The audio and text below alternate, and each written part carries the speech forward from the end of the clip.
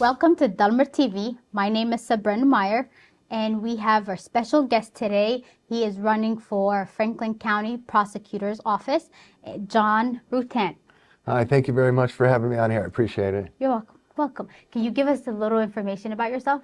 Sure. I'm 45 years old, and I've been a defense attorney for the past 13 years. Got about 20 years of experience, and one of my roles is I've been a defense attorney right across the street from the courthouse. There's 88 counties, and I've worked in about over 40 of them. So I kind of go county to county, and over my past career, I've noticed that in different counties, people get different penalties. And so as about 10 years into my profession, I started realizing, why are people getting treated differently? I thought this was America. I thought this was Ohio. And so what I've learned is the county prosecutor is the person that has the power to determine what people get. And so I'm seeking this position now, so instead of fighting them to help a few, I can take their job and help the many, and just treat everybody fairly across the board. That's great. I'm glad to hear that. Given your extensive background as a defense attorney, how do you plan on transitioning to a prosecutor? I really like that question, actually, because I think that's what separates me apart from any other candidate. Because what I've learned in life is that when the family and school fail a child, the justice system's the last resort. And so the manner in which they're treated determines whether or not their behavior is corrected or if they turn into a career criminal. And so as a defense attorney, I've learned that really 98% of people are really good. It's just one of four issues: lack of faith, lack of family, hurt people, hurt others, or money. And so when you isolate that issue and you fix it, you correct a life. And so one of the ways I'll transition it is my experience. And so what my experience really is what I call good judgment. And if you punish somebody, you correct their behavior. If you crush them, you ruin them, you create a new criminal. And if you do nothing, they repeat the crime. And if you want an example of that, look at the car crimes, right? There's 1,100 cars stolen, and 400 of those were repeat offenders. Why? Because they weren't punished. In fact, they're just let go. And so stuff like that is what I'm mindful of. And so I'll bring good judgment to the office to treat people fairly. That's great. And how can you determine if someone will repeat a crime? You can't. I mean, you can when you potentially meet with them, but again, it's just a matter of isolating that issue. So the easiest way to explain it, and I really love that question actually, because it's very a niche, right? And you can't always be right, but I'll give you a perfect example. Somebody commits a robbery because they need money, and then they hire me, and I say, listen, you got to get a job so you can correct your behavior because your issue is money. Okay, I cut down trees. Wink, wink, right? Well, that's not really a job. So the way you can determine if somebody's behavior is really corrected is, do they take initiatives and do they care? Another perfect example is, I got an alcohol problem. I went to one AA meeting. Well, that doesn't really show an incentive to correct it. You're just trying to pad the stats to get out of it. So a lot of it just has to do with what do they do after they're charged. And that's why one of my favorite things is people being out on reasonable bail, because if you're out on bail, then you have an opportunity to demonstrate to the prosecutor's office, say, hey, I really made a mistake. I'm actually a good guy. I've actually completed a 12-step program. I'm going to AA meetings, or I've got a job. And so the easiest way is to see what they've done lately. Prove it. Don't just say it. So that's great. And with your experience, I did some research on you, winning over 70% of your cases. I think it's more than that, but that's okay. I know. How would you apply your courtroom strategies to the prosecutor's office? Actually, I love that because that's one of my favorite reasons for running is fair trials. Because it's not about winning or losing, it's about doing the right thing. And so what I'm going to do as a defense attorney is I'm going to take in what I've learned about treating jurors fair, because jurors are intelligent people and all they want are evidence. They don't need passion and prejudice. So there's a few examples. One, I had a murder case where they spent 3 hours on an autopsy, but the way the guy died wasn't contested. And so what they do is they raise passion and prejudice. So I'm like, why are we watching gruesome photos for so long? Well, they do that to inflame the jury. So what I'm going to do is take away that passion and prejudice, because it's actually a jury instruction that says they can't consider it. And so what I'll do is be fair in that respect. Another way where I'm going to be a big help, honestly, is as a defense attorney, I understand what we think about to raise doubt in cases. So I'm the type of guy, opposed to my opponent, where you can bring me a file and say, hey, John, I got this trial coming up. Can you help me? And then I'll look at it and I'll say, hey, you know what? Here's the weaknesses. Here's what the defense attorney is probably going to point out. Make sure you take the air out of the sail. And then a perfect example of that is if you know that your client has lied or done this or done that, don't let the defense attorney say, aha, and you lied. What you do is you point it out in the prosecutor's direct case. You say, hey, ma'am, I understand you said this, but then you also said this on this particular day. Can you explain why? And so it's taken away the softball from the county prosecutor, from the defense attorneys. And so just having that perspective on what the other side is thinking is a big deal. Great. And what reforms would you implement to ensure the prosecutor's office upholds integrity in each case? Well, I think, I love that word. Every time I hear reform, I think about my last name, Rutan. We don't need reform, we need Rutan. And honestly, what's amazing is the law is already there. So what's crazy, and this is why experience matters, because the experience provides explanation. And my experience is the law is there, and there's factors. So what I'm going to have is, I don't care what color you are. I don't care what your sexual preference is. I don't care how much money you got. I care about your character and the facts of the case. And so I'm going to lead by example. And that's why it's important to have a guy like me in there that's going to be active, because I'm going to lead by example. And that way everybody knows what's going on. I'll be walking up and down the hallways. So people are, I don't want to say fearful, but they know that I'm paying attention to how they're treating other people. Another one, my two favorite policies that I think are going to be huge is once a month I'm going to have what I call anything you say cannot be used against you in trial, but it can be used against you in a plea offer. So I'm going to have an open door policy once a month where anybody can come in and talk to me, even defendants or their lawyers. And that way I have an idea on how they're being treated for checks and balances. And my other one that I really like, that I got from campaigning, is twice a year I'm going to have a resource event where there's activities coupled with resources. And resources are homes, jobs, healthcare, whatever issues that people have, I'd have the resources available. And at those events, there's going to be activities, resources, and guess who else is going to be there? Me. So being open to the public, being accessible, not being hidden is the way you have control over, because there's 130 people. You can't control them without, I don't want to use the word fear, but they got to know that I'm a guy that pays attention. Right now, there's this guy in there, Tyak. He hasn't worked in 4 years. He hasn't been in there. I'll go to court and I'll see people leaving at 2:30, and I'm thinking to myself, ooh, that's going to change when I'm in there, because they get paid very well. Nobody should be leaving at 2 o'clock unless there's an explanation. And I know what they're doing. Our boss isn't here. I'm going home.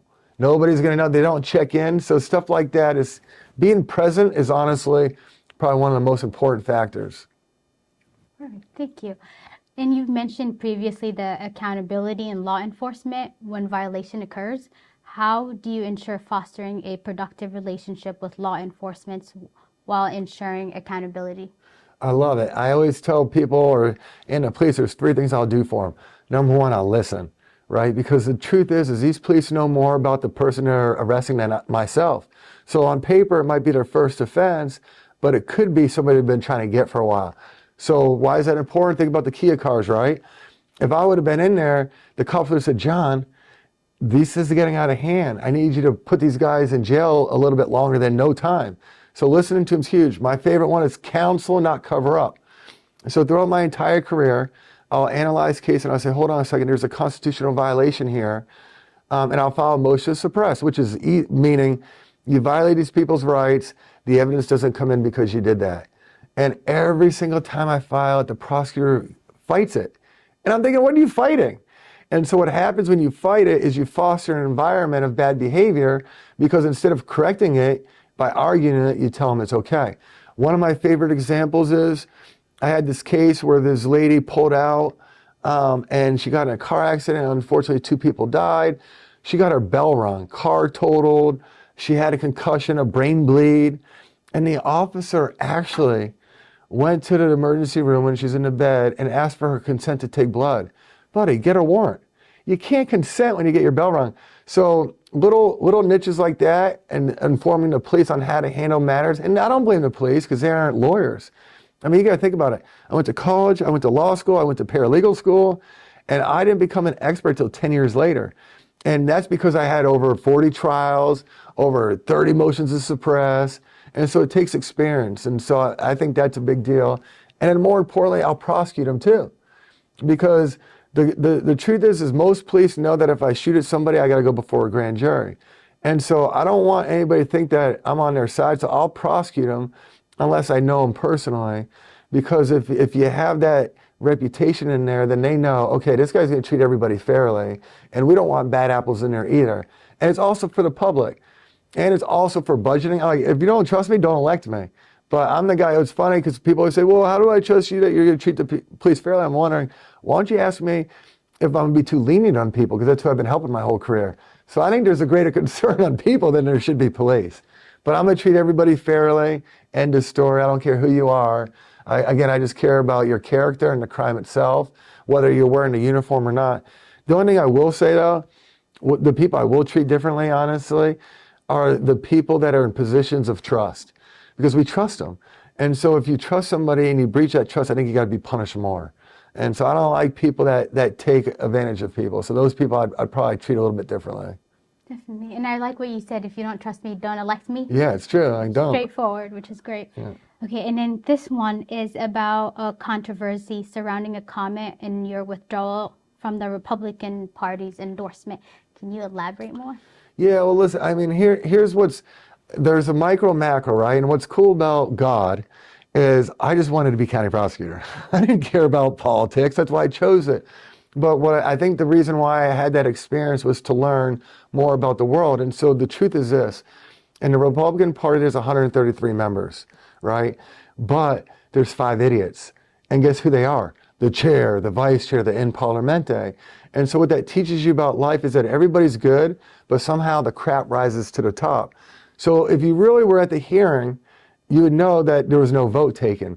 So it was really a crooked process. So in all honesty, they didn't take my endorsement, it was stolen, and I was defamed on purpose because they didn't like the fact that I tell the truth and I can't be controlled. The underlying tiff between us was I wasn't raising money. A perfect example, in 2020, Ron O'Brien, the Republican candidate, raised $500,000. Think about that, $500,000.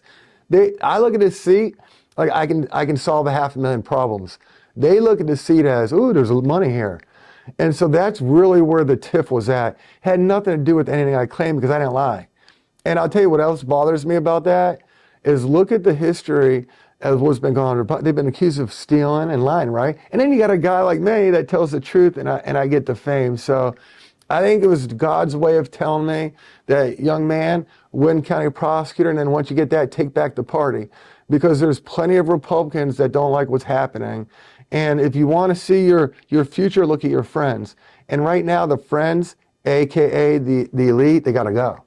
And so my hope is that when I win this, I'll have the support of the party, which would be evidenced by voters, to get rid of them. Because I promise you, nobody likes what's going on in the Republican Party. And think about this. It's called the Franklin County Party. I'm the only candidate.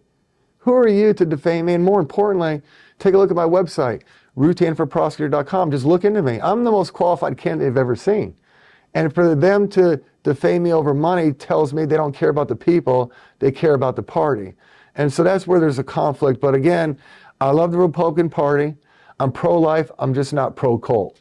You know what I mean? And I'm not pro-stupid, but I'm pro-guns. So they're good people. I like most of them. But like I said, the 5 people at the top, they got to go.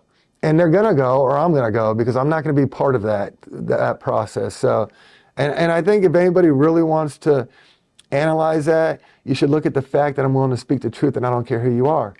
And the reason why I think that's important for this position is because if you can't get intimidated by a man, then I'll always do the right thing. And what I mean by that is if I learn that somebody's in prison wrongfully, I'm not going to fight it. I'm going to let them out. You know what I mean? So I don't care about the backlash. I care about doing what's right.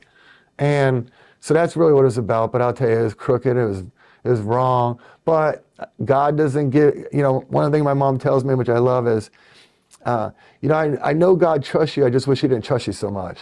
Because, so in other words, stop giving me so much. Just let me focus on this. But if that's what it takes to change the world, I'll do it. Because a Republican really is I'd like to say the God party, because they really are. I mean, they're really good people. I love the party, but I also can't be part of a cult. And so hopefully that changes in my tenure, and I hope I'm the guy to lead that charge. And this leads to my question. How could you rebuild the public's trust and ensure voters that you are the right candidate for the position? Easy. Look into me. I mean, that's what I've been doing. I've been fighting for people my whole life. I'm a person, not a politician. I don't raise money for a reason, because it's a job interview. And if you want to be the change, you got to show the change, right? And so that's what I'm trying to prove to people is you don't need money, you need ideas. One of my favorite things is look at your head, heart, and hand, right?